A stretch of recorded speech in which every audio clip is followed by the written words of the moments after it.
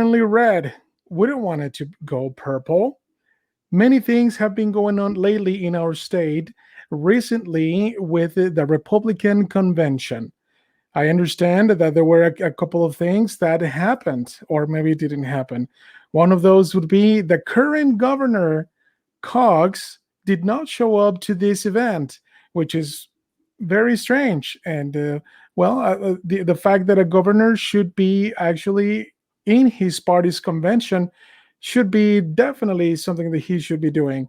This and more here at the Nacho Show.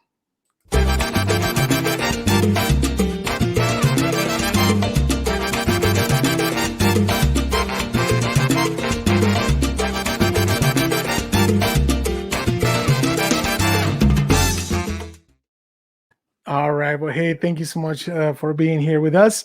This is Ignacio Valdez here from Ogden, Utah, and we are bringing to you the best um, news from all around the state and the United States of America. And today we have a very special guest. Her name is Heather. How are you, Heather? Well, how are you today? I'm doing fantastic. Thank you. Oh, you look terrific. You look terrific as always. Good to see your face. Absolutely. Well, yeah, now you see me, and you can see me through YouTube as well. Awesome. Excellent. All right. Well, there's so much to talk about, here from the convention. Unfortunately, I didn't get elected to be a state delegate this year, but, you were there. It is my understanding. And we, here in the state of Utah, and you can definitely agree with me on this. We are having so much. We're working really hard because we're having so much trouble with individuals that really do not. They don't. They're not a fit for the Republican platform, and I'm going to say that very openly because it is what it is. And I don't appreciate that we have people that are from the Democrat Party get registered with from the Democrats that register as Republicans so they can win, and that's not fair, and that pisses me off. What about you? It completely pisses me off. What we have here in a red state, I believe that the Democratic Party recognizes that there's a certain stronghold here in Utah, and it's been well established for some time. And in order for them to beat us, they're infiltrating our party. So we have candidates and representatives that like what you said, don't represent the GOP platform. They just don't have that foundation. We've got candidates that are encouraging people, like in particular Becky Edwards, Ali Isom, and we've got Blake Moore that are all running. They do not stand for the GOP platform. We've got these candidates that are encouraging delegates or people to register as Republicans so that they can infiltrate our party and then pass the laws in which that they feel fit for our communities, which, it's obvious at convention. We see the numbers. We are a conservative state. We hold true to our conservative values. Our families are important. Being pro-life, those types of things, that they don't hold strong to those types of values, and they want to change to fit their own agenda. And we're seeing that more and more. Yeah, I agree with that, and that's very alarming. And what I really liked from this convention is that Republicans really are waking up more. Because we had great candidates, and I really would love for you to let us know about what happened at the Republican convention. I didn't have a chance to go, but hearing from the groups and on social media, It was a really good turnout and great candidates that didn't gather signatures. That's another thing. Really made it to the ballot. So that makes me feel great. Now you mentioned a couple of individuals there, and I'm going to start with Blake Moore. And me, well, you and I live in the same congressional district, and we should be concerned about what it really is going on and the background that Blake Moore has. Sure, he's a family guy. He's a dad. He's got kids and anything like that, but. Uh, I question the real reasons why he is in office, and you can definitely clarify this. And it is my understanding that he has a good partnership with Liz Cheney. I think. Can you please clarify on that? He does. In fact, I've asked him personally about his relationship with Liz Cheney, and he has openly admitted that he does take advice from Liz Cheney, who has Wow. been censored by the GOP in her own state. Having our own representative have a relationship with someone who has been openly censored and condemned by their own party is pretty alarming, and it does really speak volumes as to where his platform is going. Like you said, we've got a lot of these people who claim they're only conservative and Republican in name, but with their actions and their integrity, they are completely Democratic, and that's what That's what we're seeing. Blake Moore is so disconnected from his constituents, and it showed at the GOP. Everything that he talked about did not really resonate with any of the delegates. He was booed as he was on stage, and I heard someone say, this is the GOP, not a fraternity. Blake Moore touts about him going to all these different universities, and he's trying to connect with constituents by saying, "Oh, I went to Weber State, I went here, and humna." Really, truly seeing that it all is about prestige, and we didn't elect him so he could feel prestigious. We elected him to stand for our GOP values. We need someone that's going to be firm. He's constantly touting that he is bipartisan. We need people that are bipartisan, is what he said from his own mouth. I've got it from a cottage meeting. We didn't elect him to be bipartisan. We elected him to stand for our values, and it's obvious that he does not think that he should reform to defend our community's values in DC. And what I would like to see, we've got Badger that's coming up behind him. Yes. We've got to rally behind this grassroots candidate who is truly one of the people. He has been in the trenches with us, and he has refused to collect signatures. He truly is running through the caucus system, not gathering the signatures through SB 54, which we need to repeal completely.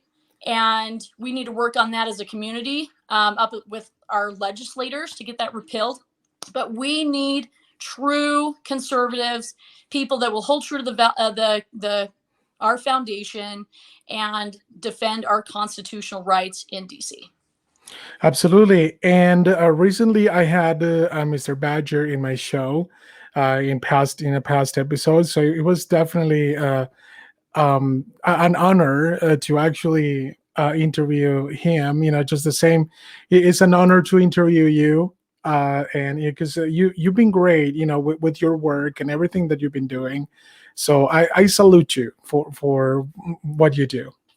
Well, really, all we are is just peons, right? Because as we get in our communities and we serve each other, a leader, people are considered leaders, but really a leader is a person that will lay down and be a foundation for all of those around us and elevate even higher than we could possibly be. And I think that that's one thing that I think is really great from our group, and seeing people like you and your podcast, exposing the truth and, bringing our patriots together.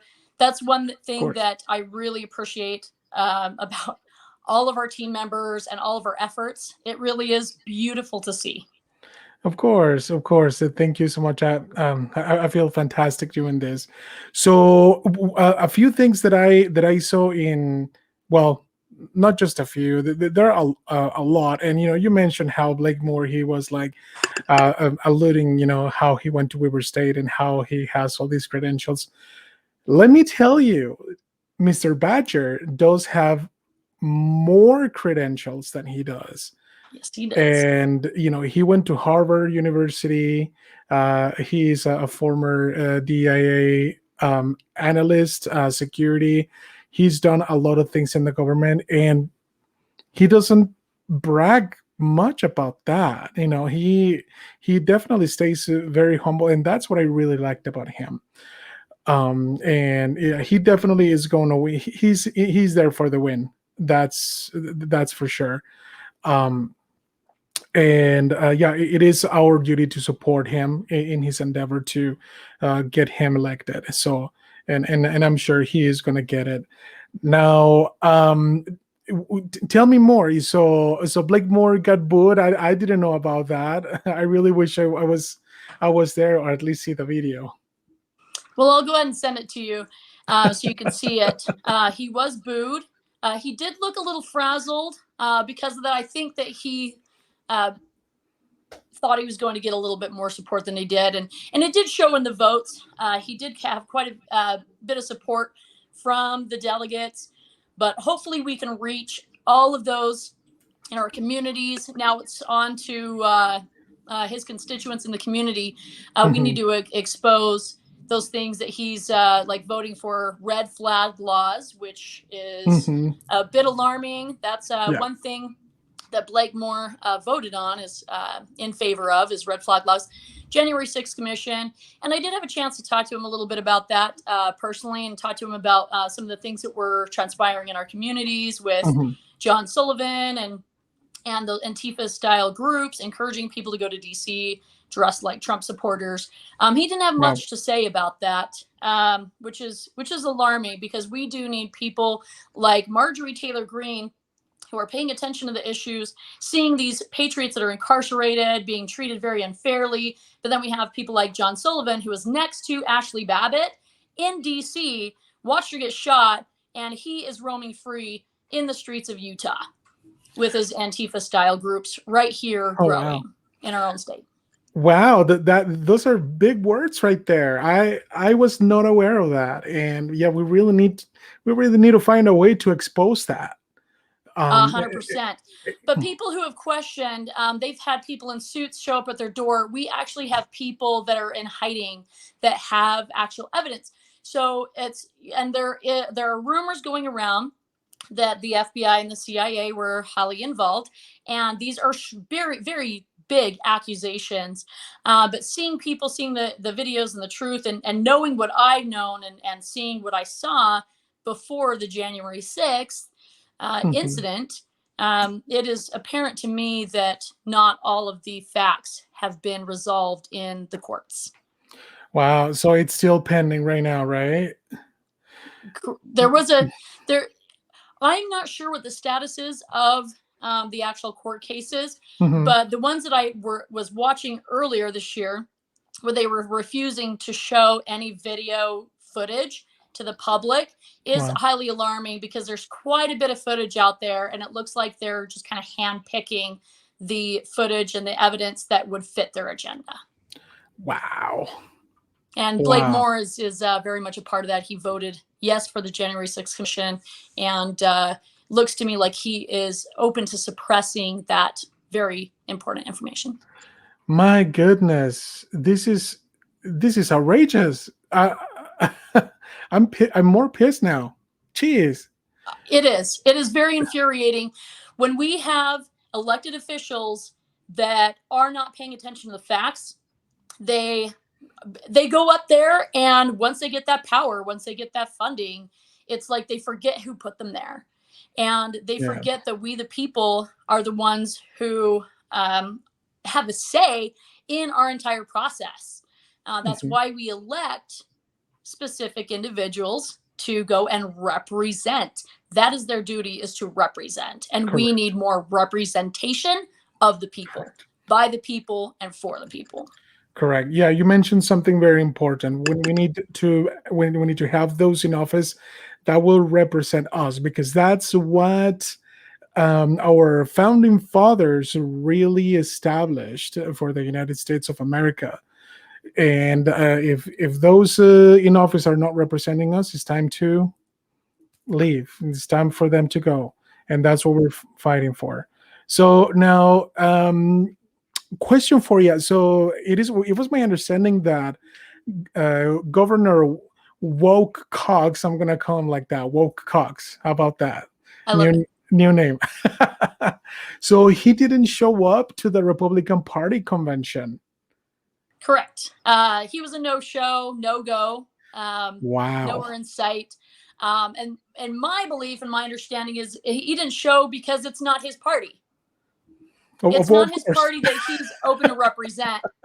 I think he was a little concerned that he might be booed, Yeah. especially after his wokeness behavior showed in our bill to prevent males from competing against our female athletes in high Right. schools and junior highs. He has done a lot to obstruct civil liberties through the pandemic. He has also done some things to obstruct Freedom of Information Act grammar requests from individuals in our community that expose our election integrity. Wow. And That I didn't this know. is very, very alarming, especially from someone who claims to be a Republican. But again, we've got DeSantis and we've got like Jim Mhm. Jordan and these other representatives that are truly representing their constituents. They're holding true to the platform, but we've got Cox over here, and it looks like he just stands for a lot of democratic values and really Mhm. lacks integrity. Who do you think could actually? Well, okay. So help me remember, when does the next election to elect a governor would be here for the state of Utah? That, you know what, I need to look into. I believe it's 2 years. Don't quote me on Okay. that. But that's something that we really truly need to be focused on.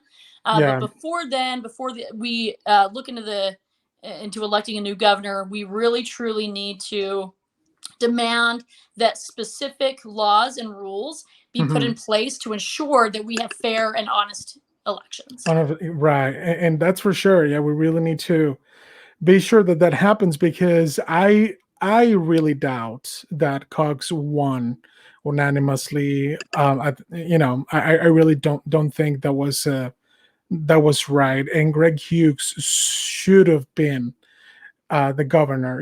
As far as my humble opinion is concerned, yeah, I mean, he should have been, and he should have been a great, and I really would encourage him to run again. And flat out. So Mitt Romney, let's talk about that. Mitt from Rhino Mitt. What's going on? Though he didn't show up either, and obviously he was going to be booed. It was my understanding, from other people that was going to attend. Also, I don't know. These people have no shame. These people really rather protect their integrity to the Chinese Communist Party instead of being committed to the people here in Utah.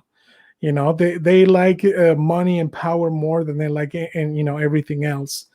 And it really it's not something that should be happening. But like I told you in the beginning, I really loved the unity. I mean, I wasn't there, but I really loved the unity that everybody had at the convention. And yeah, and that's what we should be all for. Um, there was another candidate. Maybe you can clarify that for me as well. Was Chris Stewart run again? Yeah, so Chris Stewart is running again, Okay. and that he's not someone that I voted for or Okay. my area, but Chris Stewart did, and our team members could tell you a little bit more about that race. Okay. I've I've had a lot of focuses in other areas, but that one, Chris Stewart was one that ran, and he's in. Do you remember what district he is in? Who again? Chris Stewart. Chris Stewart. He is in the, gosh, I think it's the third I think. or second. Yeah, I think it was second. I'm in one. But yeah, Chris Stewart. We've got Jason Preston. That was interesting to see Yeah.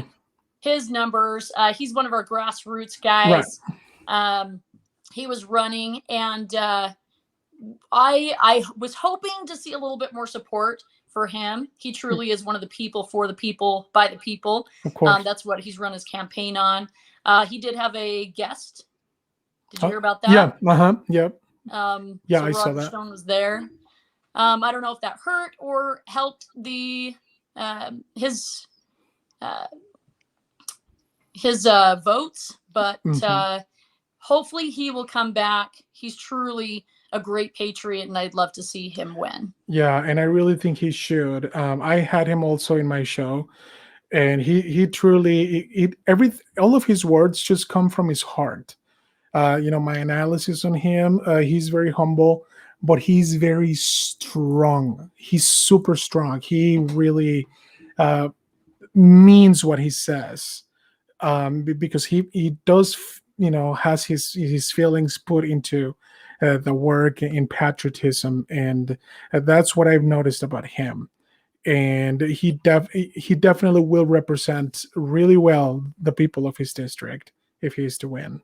Absolutely. Now, I don't know if you heard about the clicker issue, but our GOP leadership went into this convention with hoping that these clickers would save some time. What they were these little devices that you guys have. that connected to radio frequencies. Right. And we had one set from one district that wasn't working, and then we discovered that quite a few weren't working, and they had to recalibrate everything and redo the system. But some people were having to push the button 3 to 4 times before it would count their vote. This is a huge issue. The leadership refused to print paper ballots beforehand to take care of any issues that might arise with these clickers, which I think is pretty alarming. And I think that we all need to be able to have a say in how our conventions are conducted as far as votes. And there should always be a backup. I think that we really, truly need to stick with paper ballots. Knowing that and seeing the issues with these clickers, we cannot possibly go forward with full trust in the system in which was placed for our electing our officials, our candidates, to be on the ballot. I think that's a huge issue. Right. And I wonder because the current GOP leadership in the state of Utah, they are very grassroots, and I'm super proud of it and everything like that. But I wonder why solutions were not arranged the way they should, in order, because this problem has happened before in the past. And I have been a state delegate for what, 6 terms already, and that's quite a bit. And my next step would be run for office.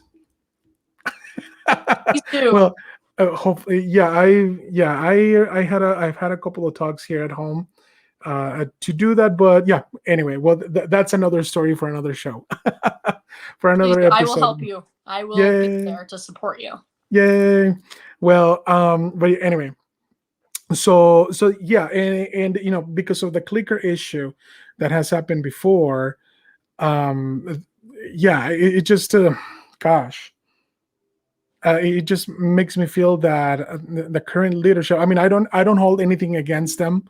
Please don't get me wrong, but gosh, I mean, I think they should keep their minds more open to other options in order to have a really good and fair election system that will allow us. Because I think that's one of the reasons why Cox is in office. He should have not been elected. That's for sure. And I mean, in as much the systems would work, then what does that tell you? We need to work more on people, because I guess, yeah, they're electing somebody that that is really not going to be good for our state, and that's another worrisome. We do have so much influx of other peoples from another state, and yes, and that's really fine. We all are free to come and go as we please, throughout the country. But if you're coming from a blue state, when you voted blue, and you adore and love what they stand for, then you come to a red state where we work really hard for what for us, and to keep this state normal. Then you come here and then you vote the same way you did because you fled. And there's a poem out there, and I totally I should show it here on my show, that talks about you came from there because you didn't like there, but then you come here and then you do the same thing as you did when you were there. I don't know.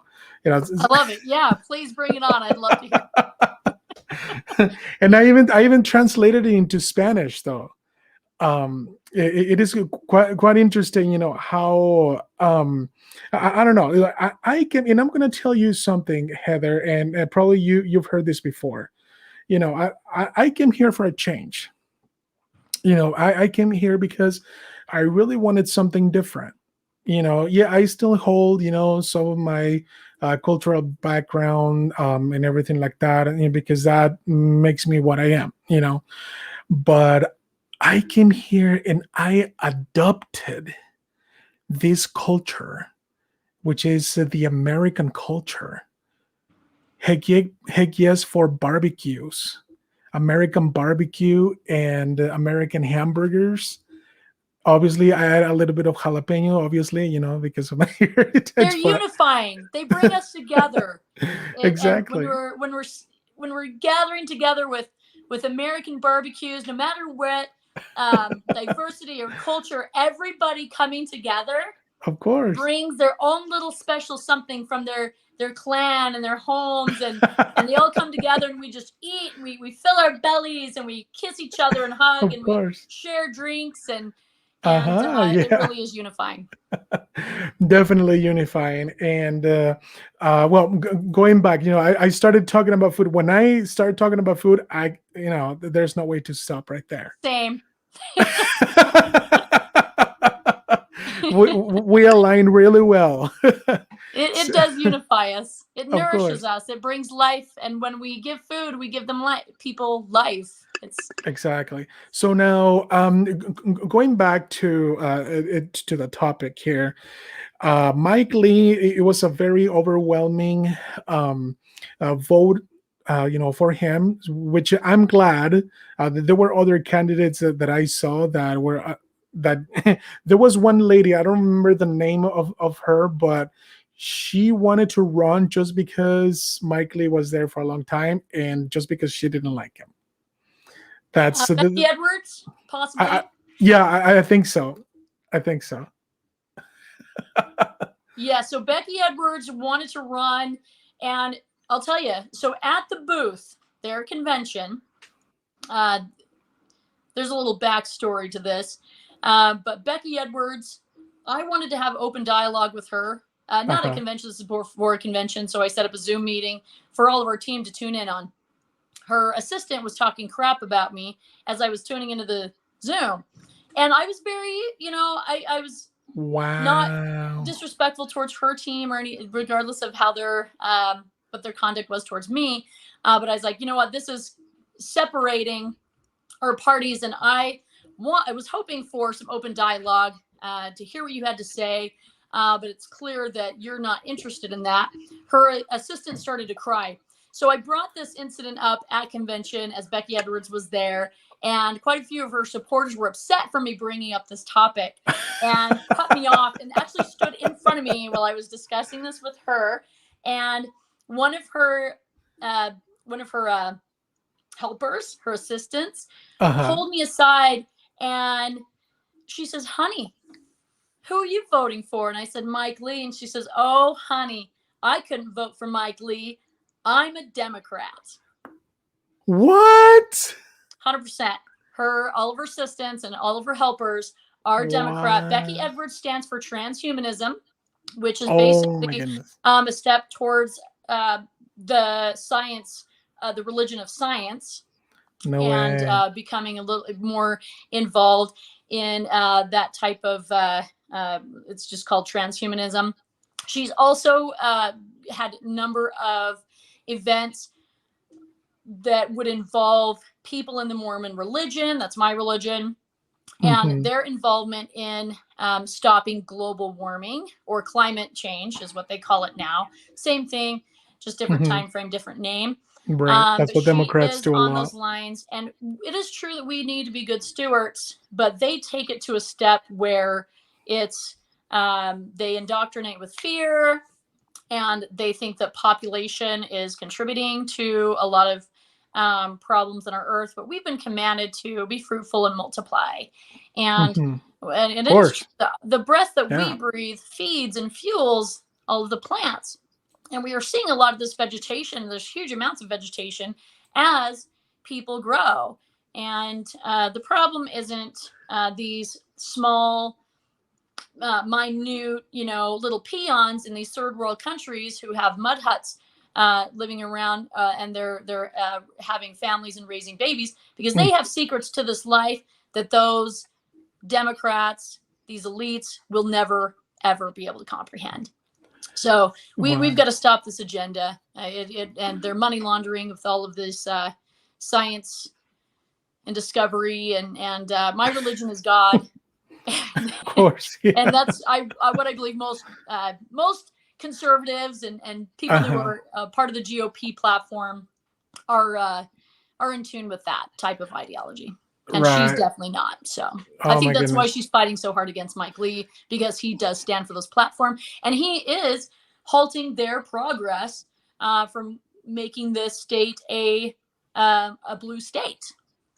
Yeah. So And gosh, quite a couple of things here, Heather. Thanks so much for that, for that feedback on Becky.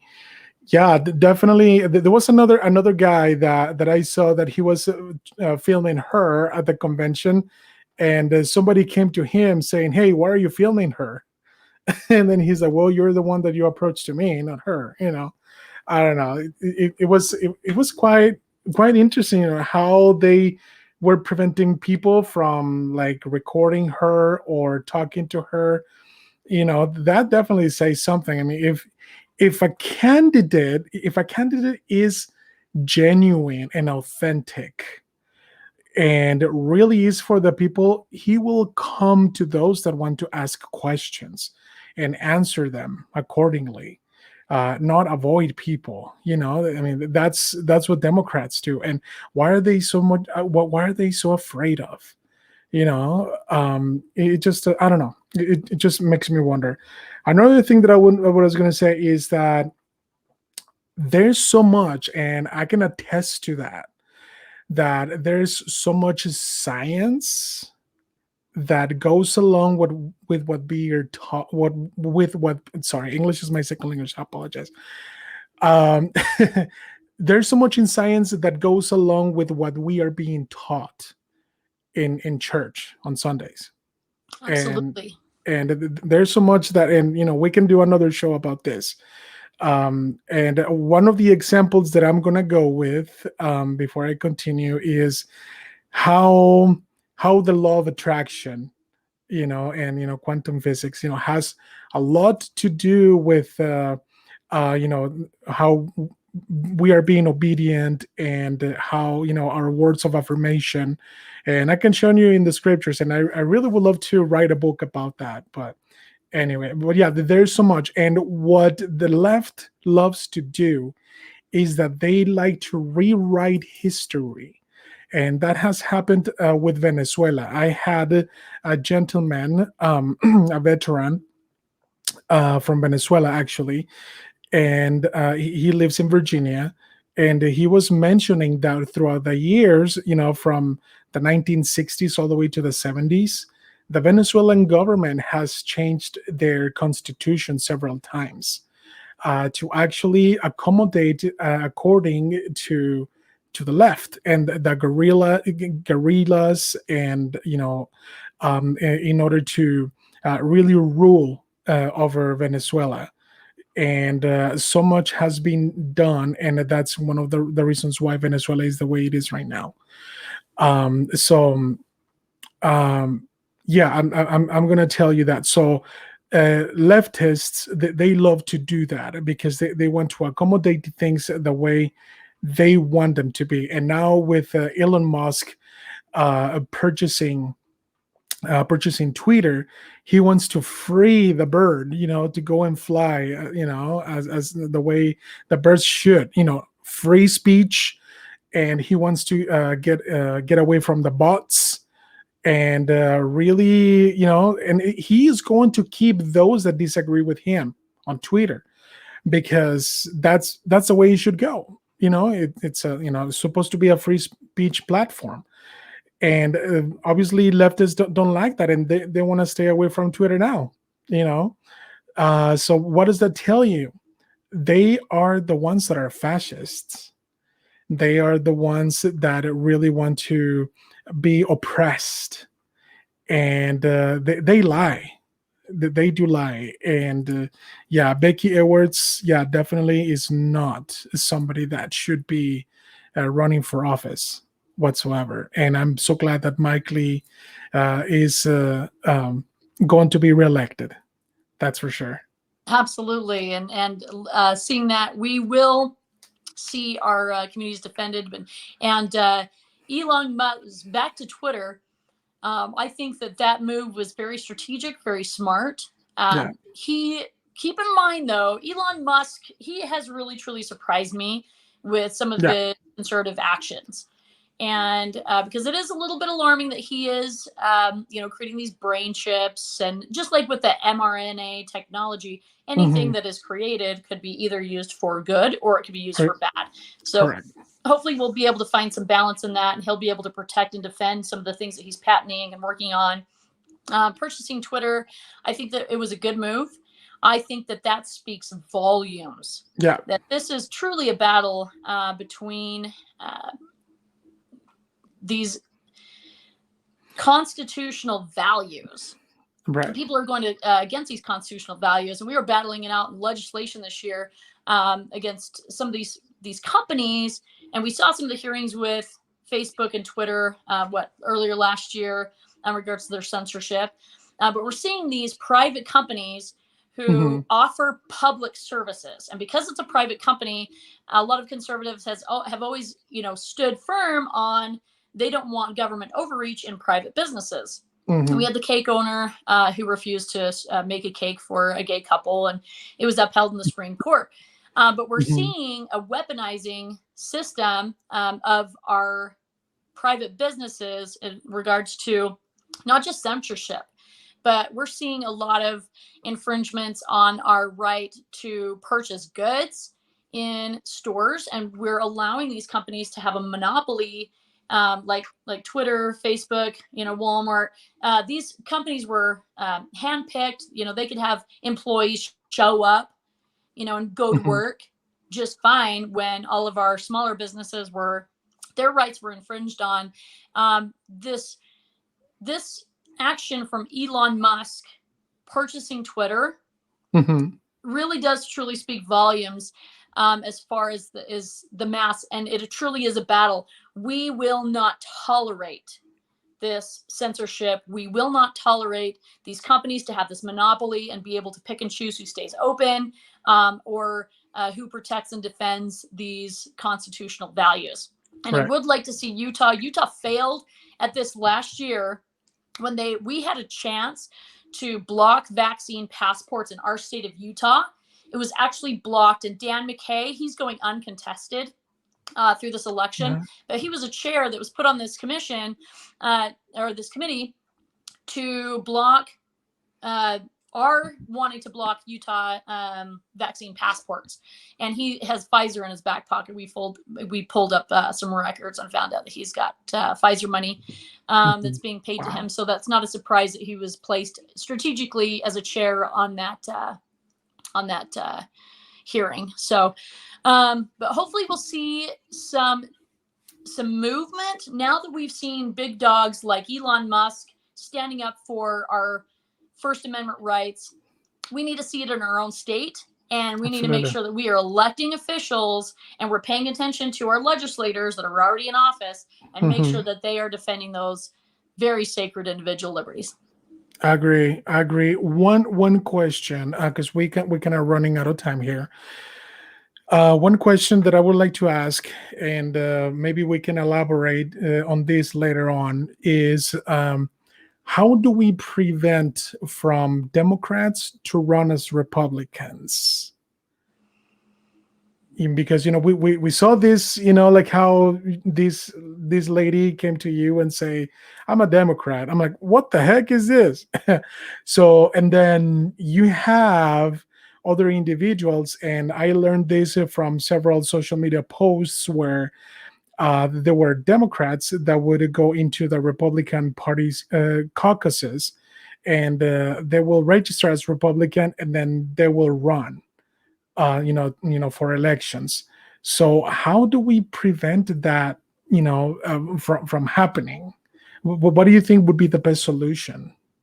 No, it's impossible to prevent. But one of the most important things is to remind ourselves of is that we live in a free country. I have many friends. I myself identified as more of a liberal independent when I was younger, because I saw the Democrat Party as a little bit more open-minded, and I thought conservatives were closed-minded. And then I realized that as I got older, I became a parent, and I wanted to raise my children with values that I was raised with, that the Democrat Party has really truly left all reason behind, and they really truly stand for defending a criminal enterprise. And we as a democracy is the ability to vote, right? This is a constitutional republic. We vote in our representatives, not just someone who just runs a party and can go rogue, which the Democratic Party has really truly proven that they are able to do that. But we are an open society. The most important thing to do is get those delegates out. We need to vet our candidates fully and completely, and we need more people in the GOP, the Republican Party, to really truly be involved. We have too many people in Utah who trust the other guy. They just trust the system will work for them. We truly need to wake up, and we need to take action, and we need to be involved in the system. All hands on deck. We need this to defend our state and our country. Exactly. Yeah, that's we really need to help others to wake up as well, and fighting locally. That's what's definitely is going to keep us, a red state. Thank you so much, Heather. I definitely appreciate you very much. Thank you for being here with me in this show. Thanks to all of our audience, and we will go ahead and see you guys next time. Ciao. Thank you so much. I appreciate your time. Thanks. Thank you.